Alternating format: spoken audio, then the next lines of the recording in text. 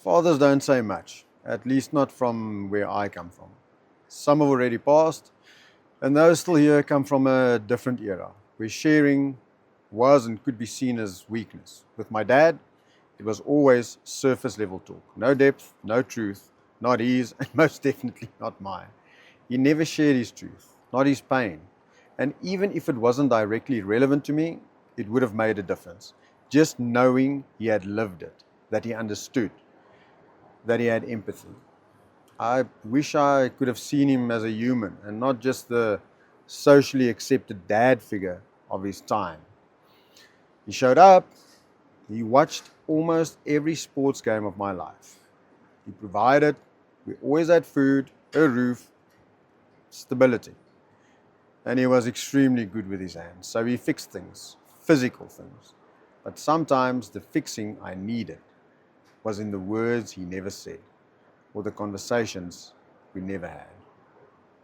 In those days, the sentences, I'm proud of you, I love you, I didn't know what I was doing, just absolutely didn't exist.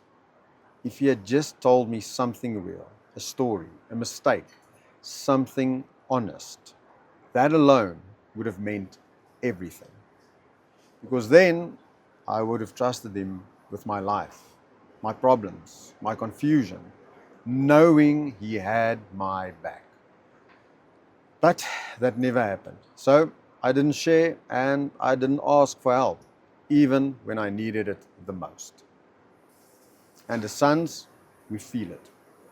I never spoke to my dad about love, relationships, the meaning of life, God, and I absolutely never asked for help because I knew the response wouldn't be care.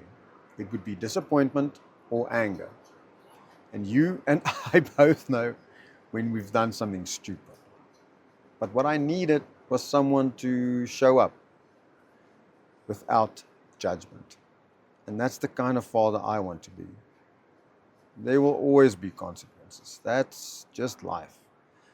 But without kindness, without feeling safe, consequences just becomes distance.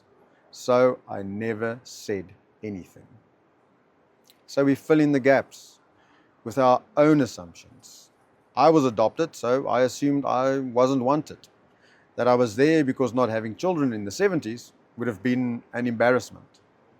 Now, to be clear, that is my assumption, not the truth, because we never spoke the truth. With expectations, I created a version of what I thought my dad expected from me, and I absolutely lived within the limits of that box. And with silence, I didn't speak about my life or my pain for 47 years because it felt normal. Luckily, until my wife cracked it open. If something was wrong, I went quiet.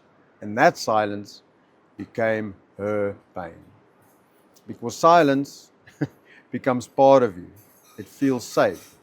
You don't say anything, you don't react, you go quiet. And in your mind, that feels control. It feels like I'm handling this. But that safe place becomes someone else's rejection. Because from the outside, silence doesn't look like control. It looks like distance. It looks like disinterest. It looks like you're not worth responding to. And the people closest to you feel that the most. And in my case, it's my wife and my two daughters. At some point, hopefully, you realize it. Or you don't. Luckily, I did. Because of someone I trust with my life, my wife. And hearing truth, especially about yourself, isn't easy. It feels like an attack, but it's not. It's someone pointing at something you've been hiding, mostly from yourself. My father never said it. Not because he didn't feel it, but because he didn't know how. Or like me, he avoided the uncomfortable, avoided being seen, avoided being rejected. I used to call it darkness, but it's not. It's avoidance. And the uncomfortable is usually where the truth lies. My father didn't know how to say it, and it shaped my life.